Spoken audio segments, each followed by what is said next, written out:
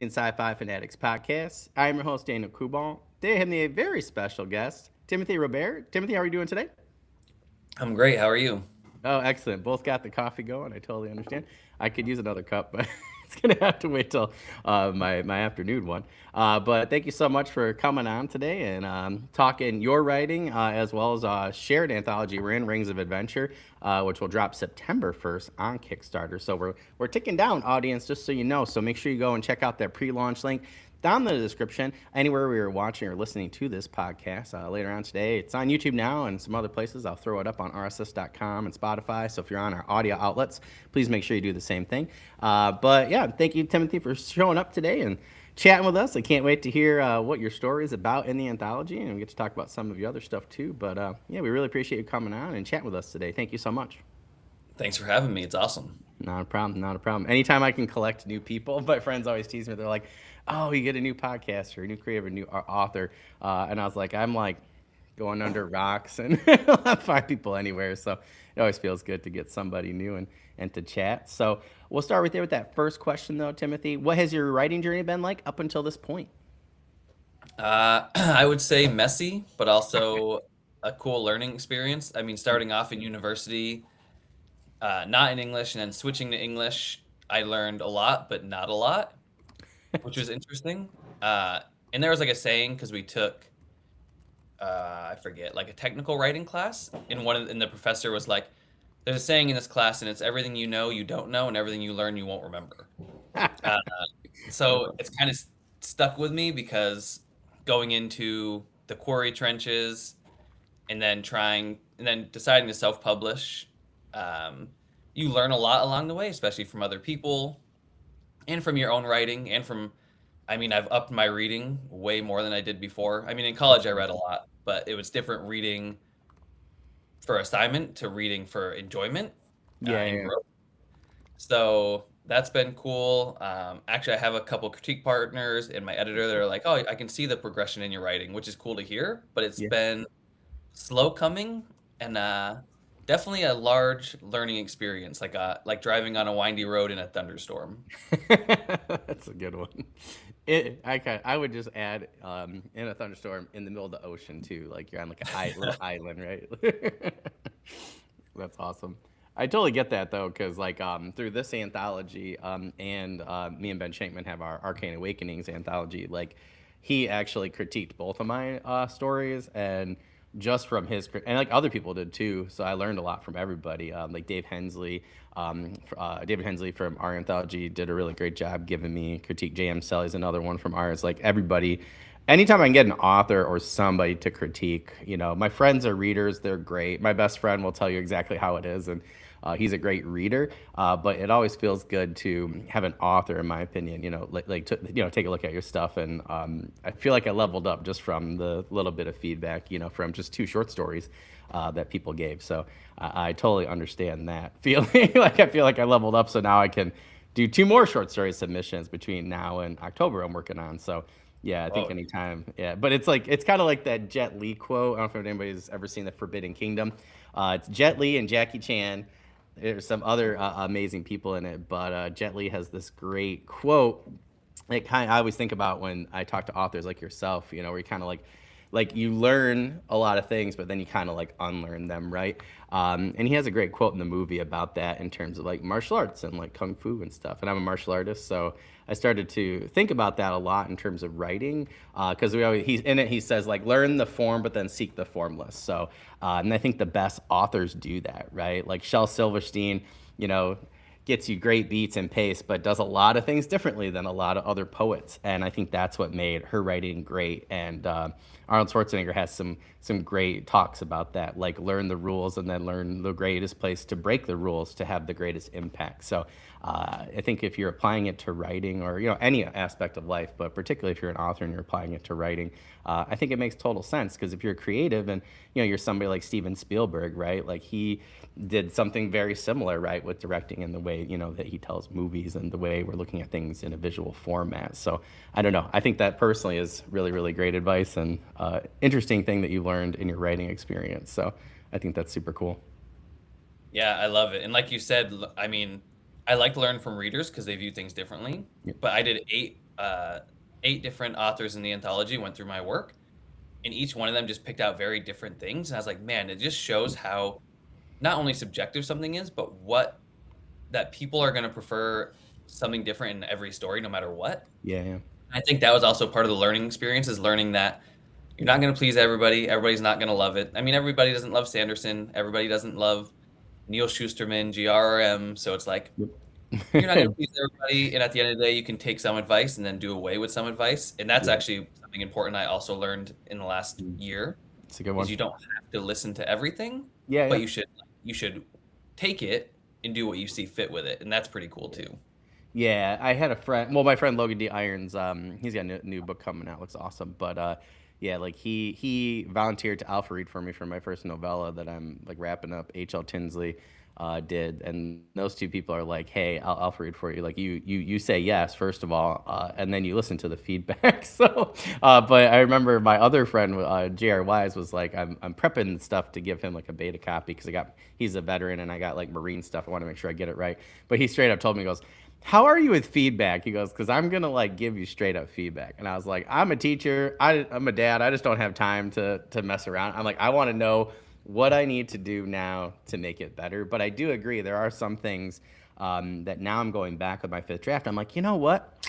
I'm like, I disagree with them. I'm like, I have 2 chapters I want to add back. I think I need to do it better.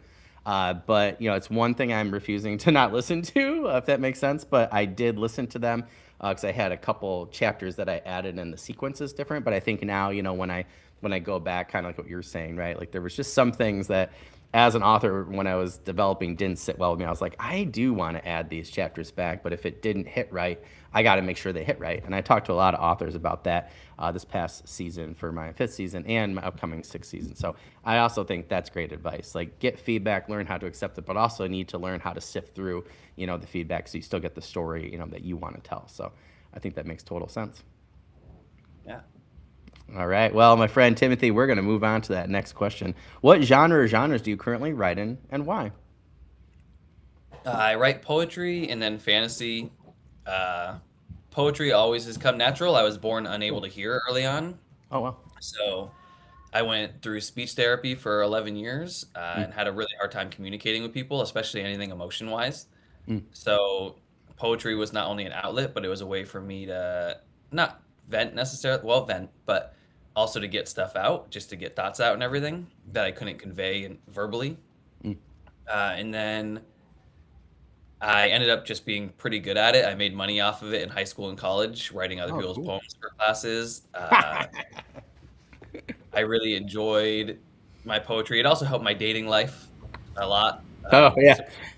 I wrote a girl a sonnet or two back in the day to get a date. Definitely helps. Yeah, surprisingly, women like it. I've used it around the world a few times.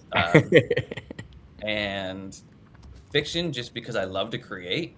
I think I'm very, I don't want to say abnormal, because I think a lot of us authors are abnormal in some way. That's kind of what makes us artists. But I really do love to create. I love to mess around. I like the concept of world building and this wacky characters, and I like the idea of making things grounded but making them far-fetched at the same time. Mm. And I always, yeah, no, I grew up watching like the Kazumu Mesa and Dragon Ball, and all this Yeah. stuff that was so far-fetched and outlandish, but also really just fun.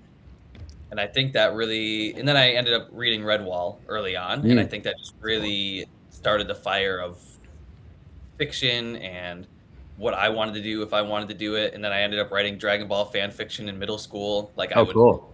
I would print out papers like during recess. I would draw really crappy drawings, and I would make like fiction stories. And then I didn't do anything with it. I went into college starting off in personal training and athletics, and then switched to genetics. And then Well, my English 102 professor blew some smoke up my butt, and I was like, huh. I was like, well, I've always wanted to write, but I didn't think it feasible. Then I ended up just doing it, and yeah, fiction just. I mean, my first book was actually nonfiction. mm. For the most part, it was actually based off a World War II vet my mom was working for, because Oh, that's cool. yeah, he was dying and had dementia. I wanted to tell his story. It ended up getting published like 3 days after he died, so kind of unfortunate. But Yeah. At least you I fi- captured it though, right? yeah, I Yeah. mean, I would go down and visit, and he would just start rambling off, like, the smells and what it felt like and all these this guy couldn't remember where he put his wallet, and Yeah. he peed the bed and stuff because he was an old dude and had dementia. Uh, but he remembered every second of being in war and Wow. every second of what happened during his time in World War II. So it was like, I'm gonna write this stuff down, and then fictionalize part of it because I had to weave some stuff in to actually make a storyline. Yeah. Yeah. But yeah, that was my first, and it was really cool. It was fun, but there's something special to me about just like making a world, making characters, and building it out, and hopefully people enjoy it. But Yeah. it's still fun regardless. Oh, that's cool. I have to say, just as I'm a history teacher, so I'm trying to track down. There's two organizations I'm trying to track down, and I work at a tech school, so we're always trying to find ways where our students can use their use of technology and experience to better the world. So and their community. So there's two organizations three I used to work with. One, we used to record and gravestones for veterans. And then they would plug them into an organization when I was in Michigan. So I'd love to try and either start that up again but it was really cool. And they would like kind of connect people so that, when the headstone was gone, right, a lot of times those people's records might be as well. So they would connect them with records and stuff. So that was cool. There was another one where they were capturing Native American languages. My kids really like that. We saw a couple of documentaries and stuff, so which is cool. So we're trying to talk about maybe helping with that with their documentary skills. But the other one is World War II veterans or people who were in these types of conflicts like you're talking about. And many one of my kids, he's like, I want to interview one of the last code talkers so bad. But it is interesting, right? Because they're trying to we call it like living history. So they're really looking into things like that. So that's really cool that that you did that, because I mean these are stories that I think a lot of people have stories that shouldn't be forgotten, right? Our elderly in particular, have a lot to teach us, if we're willing to listen. But a lot of times, like you said, sometimes it's a little late, right? But at least you have the story, and that experience is captured. So yeah, I think it's really, really interesting to do something like that. So I know a couple of my students would be really jealous that you got to write that book. So that's I really mean, cool. I consider myself. I mean, it's a very low percentage of World War II vets left in the world, so I consider myself very fortunate, like Yeah. that I get that experience, and also just pretty almost unworldly. I really wanted to do a series, but I know a lot of Vietnam vets and none are willing to talk.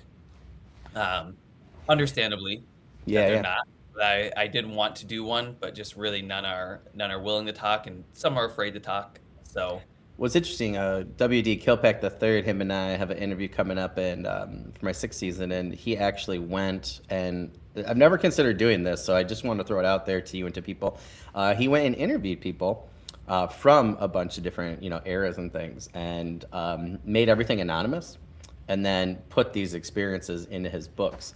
Asked them, of course, made sure that nobody could recognize them, in this futuristic, military sci-fi. But people are, raving about it, saying, "Oh, these experiences are so real." He's like, "They're real because I interviewed actual veterans. They just didn't want their names in." So I just want to throw it out to my audience, because this is a Journeyman's podcast, that I had never considered doing that, because I had your experience, Timothy, for particularly Vietnam era. And yeah, it was like, I was like, why did I never consider just like if somebody did want to share but just didn't want their name, like I write sci-fi and fantasy, I could easily change the name and the world or whatever. So I just want to throw that out there to the audience, that was a suggestion that he had that worked for him. So I don't know. I'm going to kind of take that moving forward, because I have a lot of veterans I talk to in any of my genres, right? I want to make sure I'm getting things right. And like you said, like kind of capturing those stories. So it's an alternate way to do it, I guess, I've never considered. So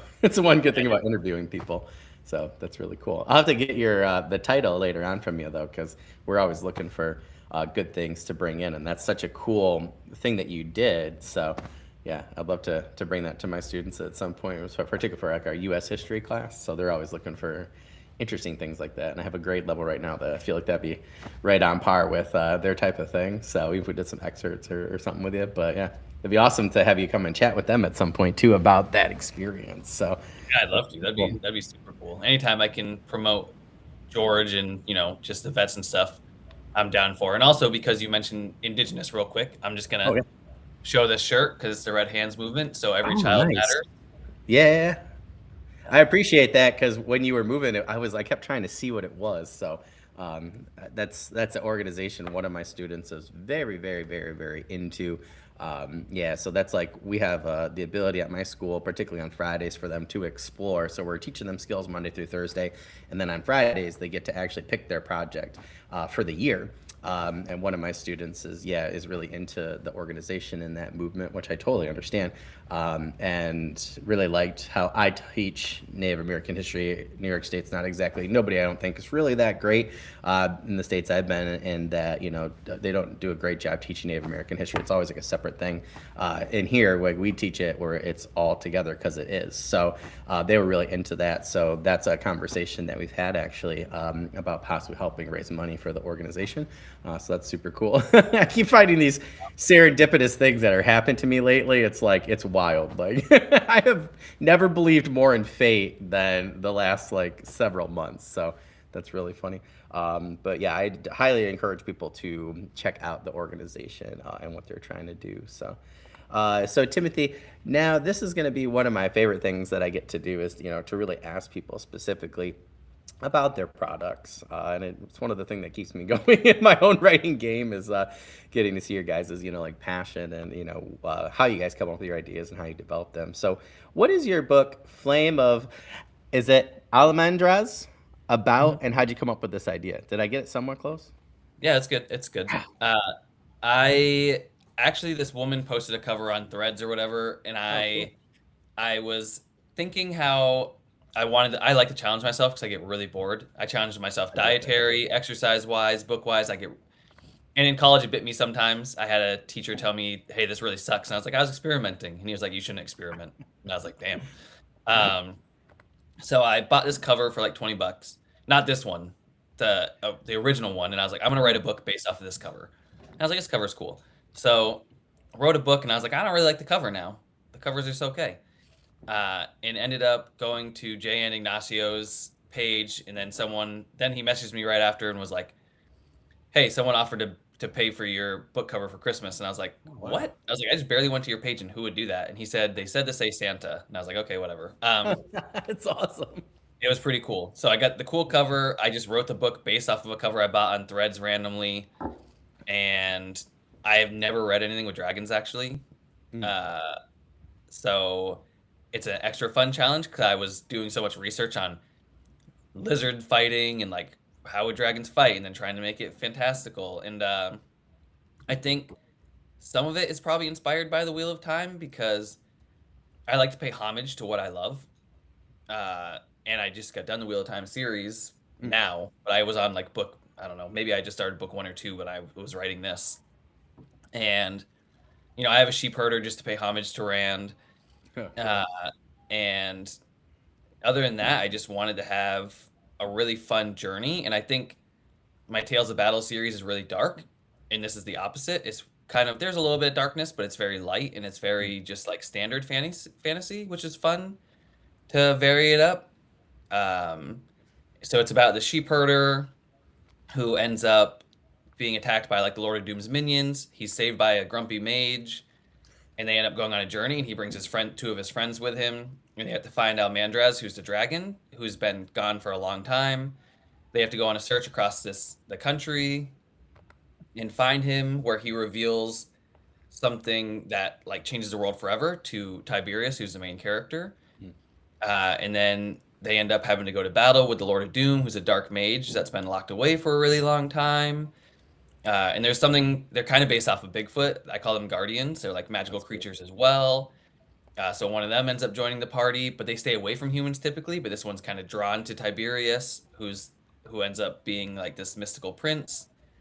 And then at the end, it kind of gets a little murky, which was interesting going into book two when I started writing, because I leave my main character kind of like I don't know if I'm good or bad because the dragon is not really good or bad. It depends on where you're at, and the information he reveals is kind of like sets Tiberius in this whole motion. Now Mm.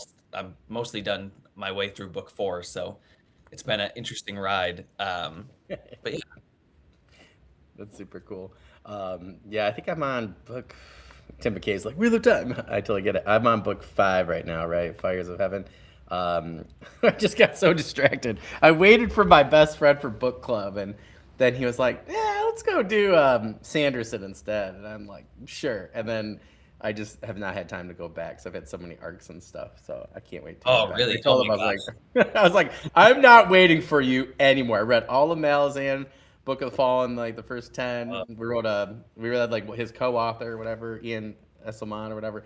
That one was pretty good. And then we read, yeah, like literally all of like Way of Kings and stuff like that. And then now we're almost done with Mistborn, with the third one with Hero of Ages. So I told him, I was like, I am not waiting for you anymore. It's like I am moving forward with these books. So I The Wheel totally of get. Time is incredible. I just got done book 14 like 3 days ago. We're actually going to do it Wow. on my podcast Oh, at the end of cool. the month with a couple other authors that have read it. Oh, cool. And it was just one of the best books I've ever read. It's actually funny because Robert Jordan, my editors get mad at me because they'll throw me all this stuff about my work, and I'll be like, "Well, Robert Jordan does all of this," and they'll be like, "Well, you're Yeah. not Robert Jordan." And I was like, "That's true, I'm not." But Not yet. Rand was also once a sheep herder, right? It was not just, yeah, so everybody has a beginning, right? So I think that's awesome. Can I ask, though, which of the books was your favorite now that you're for the done? Wheel of Time, Yeah. probably book 5 or book 14. Mm. Because book 5 you kind of get a lot and it's early on, but book 14 is so incredible and you get all these characters and it's some of it doesn't go the way I would want it to, so it's like irritating, but also in a really cool way. The way that he ended it, I was totally blown away by, totally unexpected. And I've never read Sanderson, so I was weary going into it. Mm. But that man has the perfect prose for everybody, I think.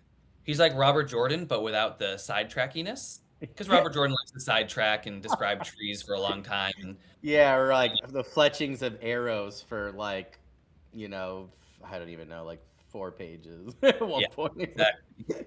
And I love that about Jordan, but it was nice having Sanderson just like I can't imagine how Jordan would have done the entire last battle. I can imagine it Yeah, would have been a lot of trail off, whereas Sanderson's so poignant. yeah, yeah. So both are really good in different ways, and I really liked each one, but I've never read anything like Book 14. Mm. I've never read an entire book that basically takes place around a few battles and have it done so intricately while also summing up character dynamics and bringing I don't know 30 characters Yeah. through an it's crazy. I can't even imagine. Well, that's like I when I so I had went to the Poison Pen in Scott, so I'll talk about it a lot. But it's like it was like the most existential day, besides meeting my wife, marrying my wife, and my kid being born. Because it was like I met it was Kevin Hearn was putting it on, and I had just gotten done with like the first 6 books of his series for Iron Druid Chronicles, and I thought, yeah, I'll just go meet these other people. I had no idea who Brandon Sanderson was. Patrick Rothfuss, Pierce Brown was brand new.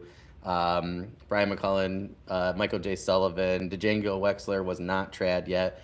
Like there was a bunch of people. So I go in, and yeah, like Brandon was so. I met him. He was that poor guy, man. I was like, oh, and I'm like talking to him and stuff. And he just talked about it recently on a podcast this past year about, and I did the math, and he was literally talking about the 3 weeks in which I met him, and he said like he was on every red eye for like 3 weeks straight. Like I could tell when I met him, he was still super nice, but like him and Patrick were like, "What time zone are we in?" Like Kevin like had lived a little bit further north at the time, and he had like driven down, so he was like in it. And some of the people live out that way. But yeah, you could tell those poor 2 guys were like just all over the place. Like, but he was super cool. I was like, "Can I take a picture?" And he was like, "Yeah, sure." And I have mine with Brandon. I don't have mine with like some of the other people. I have like mine with Brandon and Kevin. My old drive is gone, and I wish I could share my picture with Patrick because he looked like a deer in a headlight. But he was super cool. But yeah, they were. It was so funny because like the wheel had time. Yeah, like he was just like I think book 14, A Memory of Light had like was just coming out. So I did speak with him briefly about that. I was like, "How's it going?" He was like, "Well, I'm doing my best." Like, and then when we moved here to New York, like had just come out. So I thought it was so interesting to see what people had to say about that. And like kudos for him for even remotely handling that because I don't know anybody who could have handled just that whole situation. And it's just so interesting to hear him talk to the like about doing that. I would not have wanted. I would want to have done it, but I also don't think I could have handled the stress and stuff either way. So I think he had a podcast recently. I think he said that he had like two ulcers or something at that time, which I totally get. So That is it's not surprising. I know he had struggles writing like Matt Cawthon, which I think he did yeah, a great job still. yeah, Pretty good job. And I'm sure ending a series that big, I'd probably just blow up. I think I'd yeah, actually like implode or explode, yeah. either one. I think Just most like people would. Yep. nervous Yeah. meltdown type of stuff. Yeah. Because handling all that by itself, but also trying to finish this dude's legacy and like, Yep. Well, and I think that's where like I talked to a lot of people, like you said earlier, about like you can't please everybody. I'm thinking of right now Masses Universe, right? Like overall, I thought went to the theater, hard scale for me, 6.5 out of 10. Was it a movie I was going to watch again? Yep. Would I have gone to the theater a second time? If my friends wanted to. But like when I rewatched it at my house, I was like, oh, this is just like fun TV. So for me, it's like 7 out of 10. A lot of my friends are like 10 out of 10. And I'm like, I felt personally like the beats could have been a little bit better. I feel like things were too choppy. Idris Elba was my fan cast for Man at Arms for like the last 10 years, and I got that. And I loved him. I thought he did a great job. I thought a couple of his more poignant points were like, yep, just too quick. I feel like we would have felt Adam a little bit more at different times that they have given the movie a little bit more runtime. Like 15 more minutes with three and like add that 15 minutes to some of these like three scenes in particular, and I think it would have propelled the writing a lot more. But some of my friends are like, yep, 10 out of 10, 10 out of 10. And I don't think like Brandon doesn't care, guys. Like he does not care that you don't like his books. He's over there in his private movie theater watching his movies with his family and friends. Like he is like hiring his friends, which I think that's like what I want to do. I just want to make it big so I can hire my two buddies and we can just travel and do stuff like this and talk to authors and stuff. Like, and I think that he probably developed that, now I think about it, from writing the Wheel of Time because he probably knew ahead of time 50% of people are going to hate me no matter what I do, right? Like oh Pod yeah, Out Fane and stuff like that, right? Like I know he's talked about, like, I didn't get a spoiler for it, but I know that, my friend's like, it's going to be interesting for you, Dan. It's like the character I hate the most out of any book series or media. So I don't know. I think that, that's a good lesson to learn, right? Like you got to find your audience, and not everybody's going to enjoy it. You're going to get 1 out of 5 stars, right? Like if Brandon does it, if Tolkien does it, like and they handled it, I think the rest of us can handle it as well. But now, oh in yeah. terms of your tales of battle books, God, I remember this is where I actually first. I'm trying to remember if you had interviewed with Chris from Bearded Book Beasts. Yes. Um, I think, right? Yeah. So I did just discovered you and these books through Chris's podcast.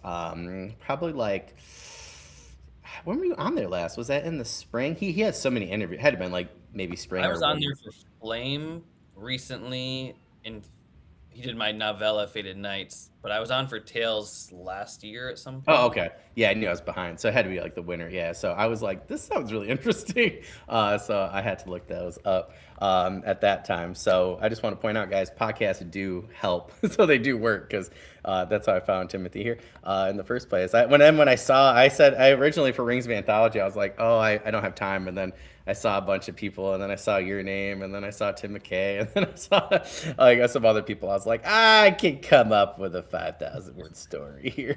Like, don't worry about it. But in terms of those books, can you tell us what your tales of battle books are about, and what do you think lovers of fantasy would love most about them? Well, actually, book 4 is coming out soon, so it's good timing. Oh, nice.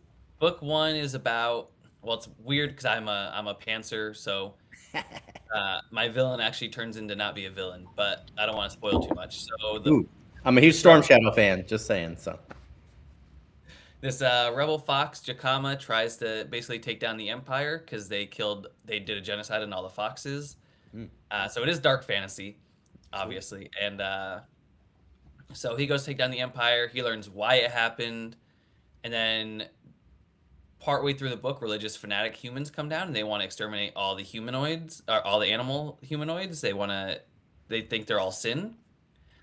So unlikely allies have to go search for the mysterious island to get help from the giants, which are elephants and rhinos that have left the continent.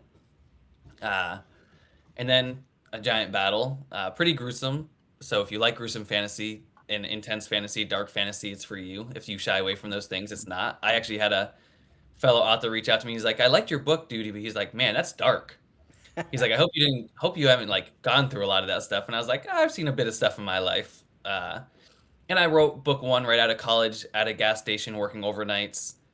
Um, so I was still like a young college dude working out some of my darkness and working out dark things I had experienced in life. So they kind of implemented into my first fantasy book. And I also love Redwall. I love Game of Thrones, Song of Ice and Fire. So I kind of wanted to combine the two at the time. And I've written now up to book five. Book four is coming out, super different cast of characters that play into book five.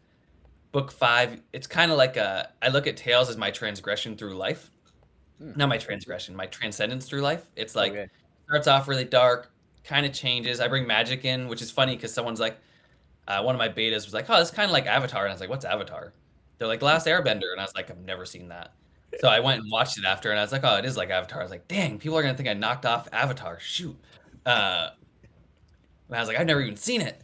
And so book five ends up becoming like more spiritually heightened. So it kind of starts off like the very negative, and then tries to reach enlightenment by the end.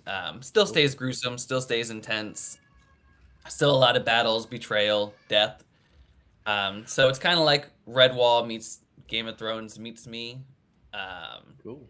so I think anybody that likes that vibe will like it. Anybody that's I have a great 3-star review from a fellow author. She was like, "Hey, do you want me to post this?" I was like, "It's your honest review. Post it." And I actually like it because she's like, "I like these parts, but it's like really, really dark for me. So like not my thing." And I'm like, "That's totally fair review." And I was like, "I want that review up there because I want people to be like, okay, if I'm not into seeing, jaguar humanoids get decapitated or other things get incinerated, then I'm probably not going to like it." Yeah. But if you don't shy away from that stuff and you want something that's more real, if you want to see like kind of the darkness of the world, but implemented through, jaguars with swords and foxes with staffs and stuff like that, then you might like it. Yeah, so book one is that. Book two, the lions come back, magic becomes bigger, these dark vampire animal things come out of the woodworks, and people, that's how magic becomes more big, larger in the series. And then book three ends up being an emperor versus a bunch of kings, and the kingdoms are falling. And then uh, book four that's coming out, this will actually be the first podcast I say anything about it on, because I haven't revealed the cover yet, but I can't wait to. It's about this. I really love Wolverines. So the main character is Wolverine. He has a lost brother that actually became like a pirate king. He's kind of like rebellious, the prince brother, and he ends up leaving and going to the Shattered Isles, which is a different part of the world I haven't done before. Oh, cool. Ends up like finding his brother, which is a fun little thing. And then meanwhile, there's another king from a different kingdom that got shipwrecked, lost his memory, meets these really weird like mink characters. They talk funny. They are like strange and humorous. He ends up having to go on an adventure to retain his memory, to like get his memory back from magic. So there's like some adventure, and then there's like a Tasmanian tiger that plays into book five. He's evil, and it starts like this huge war in book five that will be the resolution of the series. Oh, cool. I love anthropomorphic like characters. Like my spirit animal is a panther. So anytime that like I see somebody do catfolk in particular, I'm like, yep, I'm there. And I love Brian Jock. Like my son's about to be 4 in January. I cannot wait for him to be just a little older and get into those books because I have a huge stack of them that I got for like 5 cents each, guys, at a sale. I was like, yep, yep, yep. I just kept finding them. My wife's like, oh, you gonna keep those? I'm like, yes, I'm definitely keeping these for him. So I Oh, think that sounds really awesome. I love me I some dark know. fantasy. So oh, that's awesome. Like I got to Yeah. go back and reread a bunch of them because it's been so long for me. Like like the Lost Patrol. Redwall, of course, but I had some other ones too that I absolutely love that I think maybe don't get as much love by people, but yeah, I can't wait. There's some really good ones. I read the whole series. I have the last two I have to read. I read the rest in the last 2 years. I read them all because I was like, I'm rereading them. I didn't read some Yeah. of them before, and I had the last two. I just got in like a couple weeks ago that are on my TBR for the rest of the year. But Yeah, the Tagarung, what, Mm, the Bellmaker, Pearls of Lutra, they're all yeah, like Long Patrol's great too. Yeah, some of them are just like so good and they get no hype. But I love yeah. Brian Cox. He's the whole reason I got into reading and writing early on. So like um and I actually they are really dark. They're considered middle grade, but reading them back, Yeah, I'm they're like, man, they're yeah, dark. they're pretty dark. My mom was like, I don't know. Like I think I was 10, and then she's like, my aunt actually had them for like my cousin, and she was like, maybe like wait a couple years. So I did a lot of like Star Wars, like Jude Watson stuff like that, with like the Jedi Apprentice series or whatever it was with Obi-Wan and Qui-Gon, and there was like some other ones, and I read like the Indiana Jones, like the Young Indiana Jones. There was like a whole bunch of those books. I had Boxcar Children, Nancy Drew, for those couple years, and then I remember like yeah, my mom. I was like getting into middle school, and she was like sixth grade or something that summer. She's like, "Here you go." No, those were like the first like actual, I think, like the first actual fantasy books that I read, and then I read a couple. I think it was like Redwall, Long Patrol. And then after that, I got into The Hobbit, and I was like, man, this is freaking awesome. And then I got into Forgotten Realms, and my entire life changed after that. Diablo and some other things. So super, super good book. So that's awesome. Yeah, it's Now, speaking of getting into writing, so I know we're like a little over the halfway mark here, but how did you come to write in the Rings of Adventure anthology, and what can you tell us about your story? Mr. Rosaire Bushy messaged me. I think I was one of the first ones because I had just talked to him. I think he knows I'm down for anything pretty much. He's like, "Hey, you want to be in an anthology?" And I was like, "Yeah, okay." And I actually wrote my story that day. Oh, cool. Yeah, and then sent it to him. And then he ripped it apart. Yeah, it actually goes with Tales of Battle because Oh, sweet. I wasn't sure exactly what I wanted to do with rings, and I was like, well, and I really wanted to just write something about a red panda. Oh, So nice. my main character is a red panda samurai that wields water. That's awesome. Um, and there's a rhino that wants to get the rings that make he's a earth wielder and he makes the rings heighten power and they're held by these like magical little pangolins. And basically this Japanese island of my world where the red panda is, they protect the pangolins that are in hiding. And yeah, my red panda Heyo ends up going toe to toe with the rhino, and a few other things happen, but that's the main gist of it. Um, I thought it'd be fun to connect it. I mean, there's so many big authors. I was like, well, I'll connect it to Tales of Battle, see if it makes anybody want to read it, or if everybody goes, I don't want to read that now at all. Yeah, yeah. First of all, it sounds awesome. Yeah, like so speaking of which, so it was like I said like, nah, I'm too busy because like that's little. I interviewed Ro here actually. It was funny at my office at school, and on like a Saturday similar to this, and yeah, he was like, yeah, and we started talking about it at the end of our live, and then we got done and we started talking about. I was like, yeah, like I was like, I'm pretty busy, but like send me an email and stuff, anyways.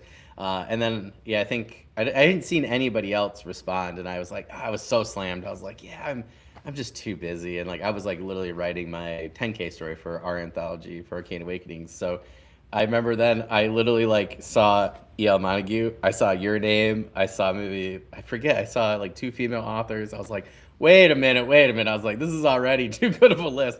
And then my partner Ben Shakeman for our core team for ours was like, yeah, I'm gonna do this. I was like, son of a gun. So I remember like it was like almost like within 2 hours. I emailed like Ro back. I was like, I'll find some time to write a 5K story. I was like, there's already too many good authors. And then as soon as the Discord started popping off, I was like, I am so glad that I said yes just to be in with like everybody else because there's just too many good authors that said yes. And you got like Chris from Bearded Book Bees who's writing a dope story, like Michael Vadney, like Nicholas W. Fuller, like my podcast crew. So I was like, yeah, I'm gonna have to say yes to this, and I'm glad I did because your story sounds awesome. So I can't wait to like be in the anthology and like get it physically.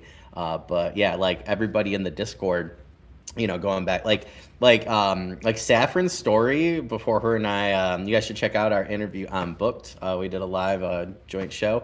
Talk about our stories. Oh my gosh, her story was incredible. Like as soon as I got through the first like 5 sentences, I was like, if anybody does not buy this anthology, it's just like you're just wrong, guys. So you need to go and check out the pre-link and back it because all the stories I've read, I think I've read 3 so far. They've all been absolutely terrific. I gotta read Ben's this weekend, but Yeah, he sent it to me a while back, and I like got like halfway through it, and I got so slammed. So I'm like restarting on when we got on vacation this week. So I can't wait. But that sounds awesome. I also love panda like people like Poe was one of my favorites. So thank you, Jack Black. So and red pandas are just cool, especially if they're samurai form. But that's awesome. You know, I Yeah, have to Miri. mention, like Dirk Ashton had the same problem you did with American Gods. He had never seen it, and him and I had an interview 5 years ago. And when he came out with Paternus, and like he had almost the same names of powers and things, and so he Whoa. checked out the show for American Gods and some of the writing, and he had to go back and change things. He's like, people are gonna think I stole them. So when you said that earlier, I thought that was really funny. But Yeah, I was like, I'm not changing anything. It's too late. But I want everybody to know that I have not watched Avatar until now. So well, my friend Mark Timoney, I interviewed him season 1. So speaking of Wheel of Time, like, so I love Mark. Like, he's just a great guy, and he really helped me to get into, like, to like finalize like my writing and stuff. I sent him some things early on, like chapters and stuff for my epic fantasy and stuff, and I still have to go back and finish it. I was like, this is just crap and it needs to be redone. So it's my trunk novel for now, but it's gonna be awesome later on, guys. But him and I are, you could tell him and I are big Forgotten Realms fans, Robert Jordan fans, and there's like another one, like Star Wars, right? So like there were so many times where we had similar vocab, totally different reason, but similar vocab. So I was teasing him. I was like, people are gonna think I read Wheel of Time, R.A. Salvatore, and Mark Timoney, and just like stole everything. But I was like, what am I gonna do, right? So I totally feel that, Timothy. Like, there's just only so many words in the English language, right? That in so many different ways you can use it. So I think yeah. that's totally fair. But I love things like that. Like I love Supernatural, Buffy the Vampire Slayer. I love like the hunter aspect, so that's what I write, right? So I had a friend recently, Wes Cameron and I, when I read his story in our anthology, I was like, oh, this is cool. Like we kind of have like a similar hunter thing going, but it's like completely different. I would say in terms of story and and take, but like the tropes are there, right? So if people like one, I think you'll like the other. Like my interview, I had MD Massey a while back. It'll be coming up September 14th. He was amazing. Like he was like, yeah, I was writing stuff after Iron Druid, and he was like, well, some stuff is really different, some stuff is really the same. Like they're druids, there's only so much, Celtic mythology and stuff that you can change. So I feel that's totally fair on your part. But I can't wait to see what like your take is on like the elemental like powers and stuff, in terms of that. So compared to like Avatar and maybe some of the other things like that, because I feel like everybody always has such a different take on that stuff, and it ends up being like really, really cool. So that's really Gosh, I awesome. hope so. 'Cause I actually had never really watched that much of elemental stuff, and I was just like, Mm. man, I don't know what I'm necessarily doing. Oh. I think I've gotten a lot better by book 5. Eventually, I'll go back through my earlier books and probably fix some things because Mm. they're my first book babies, and I didn't really know what I was getting into. Mm. Um, Actually, I have Mike Molman going through Oh, this cool. wonky space novel. I wrote it at the same time as I wrote Tales 1. Oh, I cool. did publish it, but it's awful. It's actually really bad. I should have never published it. I just jumped on this publishing thing being unprepared. Mm. So I took it down because people randomly started buying it last year. I've never promoted it because I know it's bad, but I never thought Yeah. about taking it down. And people started buying it, and I was like, I literally messaged one of the guys. I was like, please don't buy the book. Cancel your order. He's like, no, I want to read it. And I was like, dude. So I took it down the next day. I'm re-editing it. Got a new cover done for it. The cover's sick. Super stoked about it. And I was like, Mike, I don't read sci-fi. Yeah. I don't read anything with space. I was like, I need you to go through and kind of like rip me apart because I know you're very brutal and He's you're really very good honest. about that. Yeah. He is very good about being like, yeah, this sucks. This part. Well, he actually messaged me. He's like, I'm only like 4 pages in, but is this supposed to be humorous or is it supposed to be serious? And I was like, oh no, it's supposed to be totally like wonky and funny, not serious at all. And he's like, okay, good, then it's fine so far. But yeah, so I'm redoing this work, and I hope it doesn't have anything to do with anything else because I've never read anything space wise. So Yeah, yeah, like, yeah.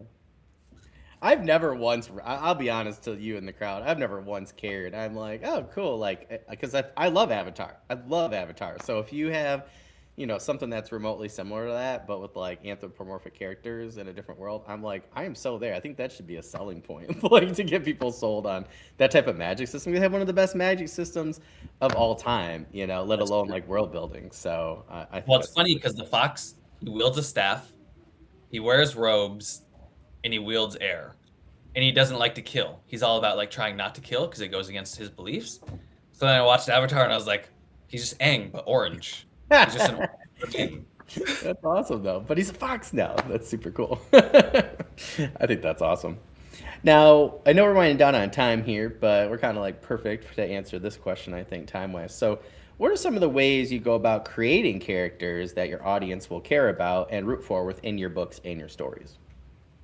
Oh, that's so tough because I've written two such different things. My characters in Tales, I would say, are very complex, and my editor and some people I know said that my two main characters are just like different halves of me, which is interesting. Oh, that's cool. Um, so I just kind of try to create them to be realistic. I don't think I write like that high fantasy where I make these characters really unrealistic, but like fun to read, like a lot of people do. I write these kind of like down to earth characters that have, I try to give them issues that they're all facing. I actually have a panther, for instance, and he faces like suicidal ideation because of his past. Uh, and I bring in Tales, I brought in a lot of real life stuff, which did make it dark and gave it to my characters and kind of implemented things through them. Flame, I just created characters that I just thought would be fun and enjoyable and complex enough, but also simple enough that people can just kind of enjoy them. Sort of like, Lord of the Rings. Some of the characters aren't really that complex, but they have specific things that make them enjoyable. Yeah. So Tiberius, I kind of just, I mean, I grew up in farmland. I know what it's like to be a farmer and then go to a big city. So tried to kind of like channel some inner things that I know. My grumpy mage, I just kind of imagined Gandalf, but a little bit pissier and maybe not as powerful. And my Bigfoot character Tell, I was like, I wonder, Bigfoot avoids people. I wonder what they would actually talk to. I wonder what they would think, what they would be like. So I kind of just tried to take like what I know of Bigfoot and make it more personal and put it in a book. Then my dragon, I wanted to base off of Smaug because Smaug's just the only dragon I really know, and I also love, not only know, but he's the only dragon I really, really like in fantasy, like really like. So I wanted to give some of that. And yeah, I just kind of, as far as the audience caring, it's interesting because a girl that just read it really cares about my female character, which I always kind of shy away from my female characters because I am worried about not doing them justice. But she really liked her, which feels great to me. I don't want to be like Robert Jordan, where most of my female characters are very hateable. And I hope they can care for Tiberius, for instance, because of where he's come from and what he's trying to do and his struggle trying to do good, but also not knowing what good is and not being good enough. I think a lot of us struggle in not being good enough. So I hope people can kind of like connect with that. In Tales, I hope they can connect with Jacama because he's a rebel, but he's trying to do the right thing. He's struggling with his faith. He's struggling with getting this power because it conflicts with his religion. He's grown up on one god, but now he finds out there's another god that's given him this power and how to control that. He's faced with going into these wars, but not wanting to kill. And meanwhile, you have Caesar, who's this mighty jaguar emperor, who's brutal and vicious and beautiful, and he doesn't mind killing. He doesn't mind hacking people's heads off. He does what he has to do. But he does it, but then, he gets deeper. You find out, he's not just doing it because he loves to kill. He's doing what he feels like he has to do in the way he has to do it. So, I think it's cool to read the two sides of the coin with them. And there's so many other characters to feel different things for and to pull things out of you. But I try to find things that are relatable that I understand, and hopefully it relates to other people, which I think we all do, probably as authors. Yeah. That's cool. Well, I'm sorry for the chat, guys. I am not ignoring you. I'm just really into what Tim's saying, so I'm not ignoring you. I just am into the interview. I apologize. Usually I do pre-records for the most part, so when someone's on a roll, I forget the chat. So it's not you guys, it's me. But I love what you're saying though here, Timothy, like, because it's like basically, yeah, like that's such a cool compliment that you wrote like two halves of yourself into two different characters. Like, it's like my goal now is to have somebody say that. I did have I totally get it though, because it feels really good, and you mentioned, this other reader too.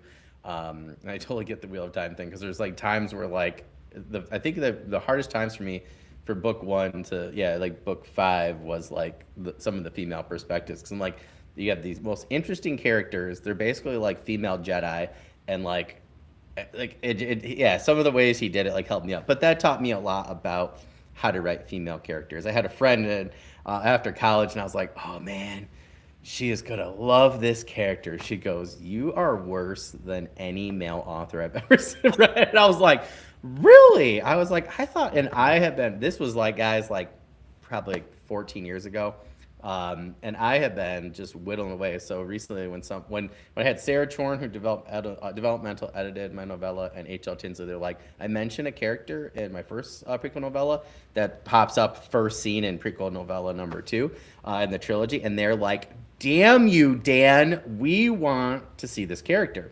And then she like barely mentioned. So I was like, I did it. So I totally get it. Like when you get something like that where people are like, dude, this is freaking awesome. I think it's like there's nothing that feels better, right? Because it really feels like all of this time and energy, all of this work, is totally worth it. Which is why I really encourage our audience that, if you well, I have told MD Massey every time I get done with one of his books, I'm like, dude, freaking loved it because of X, Y, and Z. Or I'll ask a question or something, right? Because there is nothing an author loves more than that. There's nothing me as a teacher I love more than one of my students being like, dude, I did this awesome freaking thing, whether it's now or 20 years from now.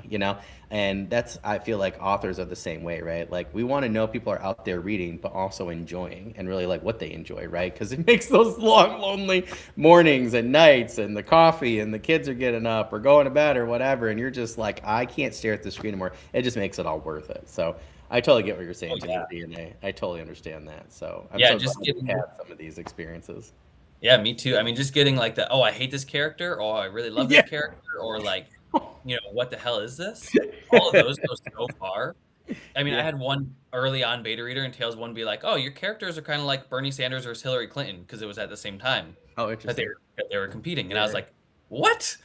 I was like, "That's what you got from this weird anthropomorphic fantasy is like Bernie Sanders versus Hillary?" I was like, "Cool, okay, sure, if that works for you, that works for me." That's awesome. That's so cool. It is interesting though to see, yeah, what people do with that information. But I get to like where you were saying like your friend, was like, yeah, I read it, but it's not really my thing. I really wanted to nail.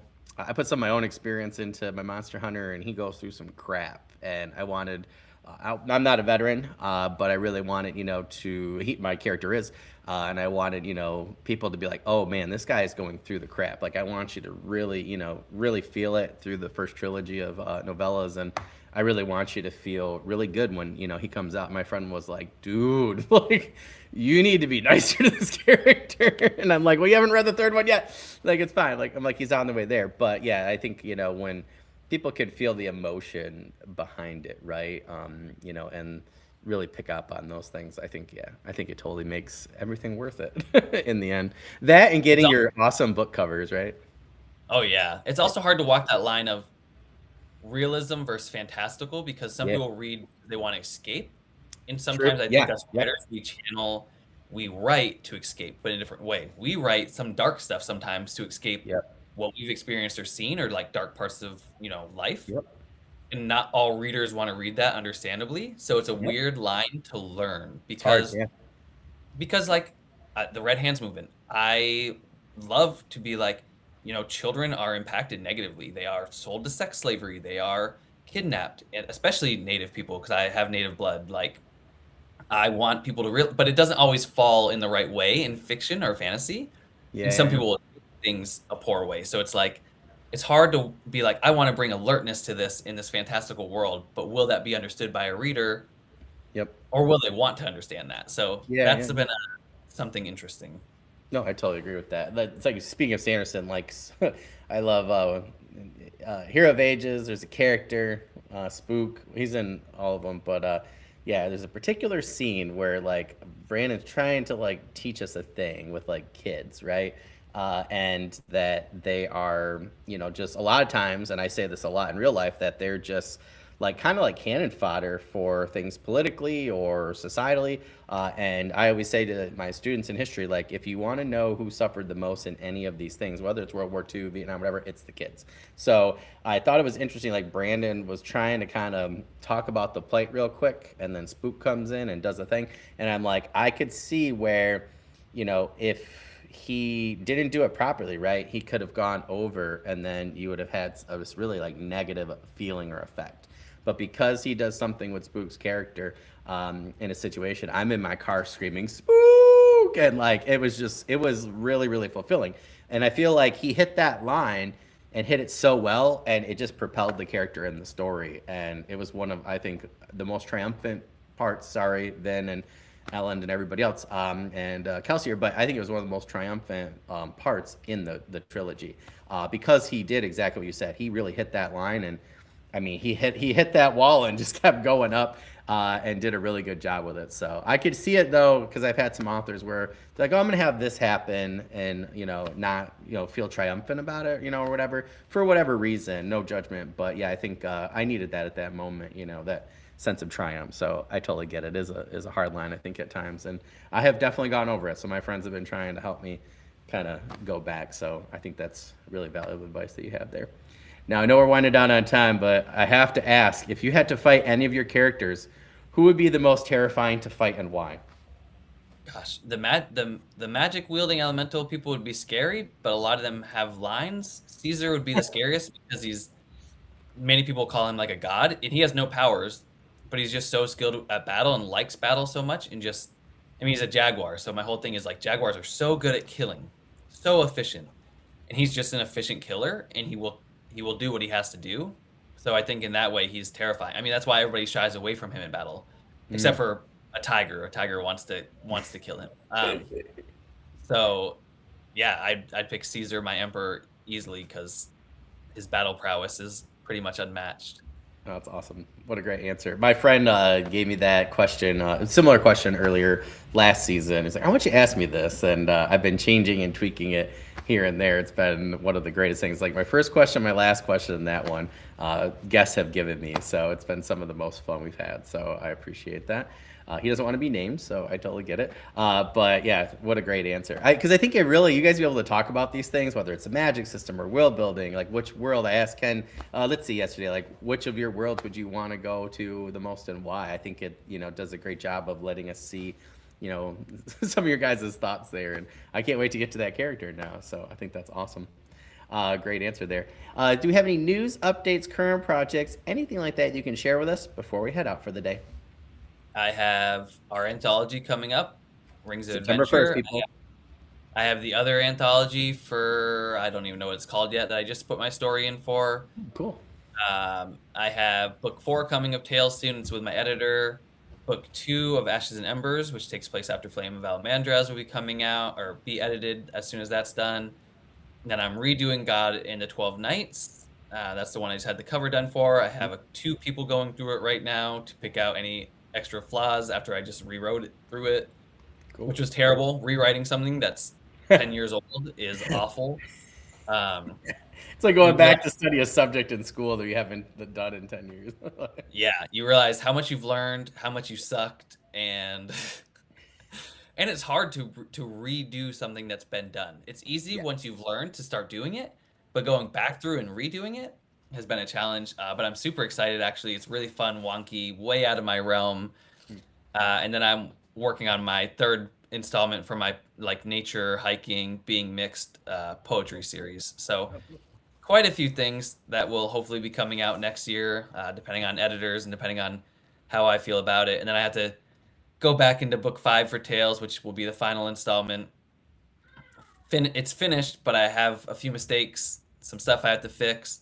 I have a character that I accidentally killed off way earlier that I implemented, so I have to change. And then I'm doing a novella for that as well. Okay. Oh, I have 2 novellas I'm working on as well. I have 9 things I'm working on right now. So I know that feeling. yeah. So working on a novella for that. That's based off of these funny side characters. One's based off my dog. Because one of my readers was like, I really like these characters, so I want like more of them. And I was like, I'll write a novella. And then I have another novella that goes along with my previous novella, but has some flaws. So I got to figure out. Everybody likes it that it's read it. I've had like 4 sets of eyes on it. They like it, but they say the character's meant to be lacking. He's meant to be like a Spartan, so he's meant to be very unemotional. But it makes it hard. To me, it makes sense, but for a reader, I can understand why they wouldn't necessarily care. So I had to go back through and figure that out, Cool. which is not my favorite, but I'm going to do it. I totally feel that. Well, that all sounds awesome, my friend. I want to remind everybody that you can check all of Timothy's links, book, social links. The pre-launch link for Rings of Adventure, again, comes out September 1st, but the pre-launch link, you can go and follow us now. Everything's going to be down in the description anywhere you're watching or listening to this podcast. Anybody in the chat, Larry, Timothy, Tim McKay, let's see, Sarah, thank you guys so much. I think I got everybody. I have to scroll. Really appreciate you guys checking us out. Anybody who is going to check us out later, please don't forget to like and subscribe and share. We're trying to get our Rings of Adventure anthology news out there as much as possible. But I want to remind everybody, make sure you're reviewing your products anywhere you're finding them. That would be the most helpful thing, no matter if we've had anybody who's on here who's trad, indie, no matter if they're anywhere in between, or even if they're not in books, if they're in some of the movie categories that I've interviewed, games, narrators, that kind of thing. So if you guys could continue to do that, we'd really appreciate it. Timothy, thank you so much for coming on today. This has been great. I really can't wait to, check out book one, both book ones actually. I bought both a while back for your interview with Chris. So I can't wait. Anthropomorphic warriors are just my type of thing. So I can't wait to, keep me in mind. In the spring I'll have a lot of I think I have most of my pre-records done by probably like November. I'm just gonna be doing a bunch of lives like this and just doing cover reveals and all sorts of fun things like that. So keep me in mind for the book tour. But other than that, my friend, I cannot wait to read your, Rings of Adventure story. Really excited about that. Red Panda. Those guys just sound awesome. But if there's anything I could do, in the meantime to help get news and updates or anything out there, I do have a podcast group on Facebook. It's like 3,500 people. Everybody's free to join, whether you're creative or a reader. Just want to see what we have going on. If you want me to ever, post anything in there, you can just send it to me through Discord or whatever, or by email, and I'll, be happy to share any news or updates for you. But anything else we can do in the meantime to help you out, you just let me know, okay? Sounds good. I appreciate you. Thanks for having me on. I look forward to reading your story as well. And yeah, thanks for that. No problem. Thank you so much. Well, to our audience, we hope you guys have a great rest of the day. And as always, happy reading, my friends. We'll see you guys later. Bye.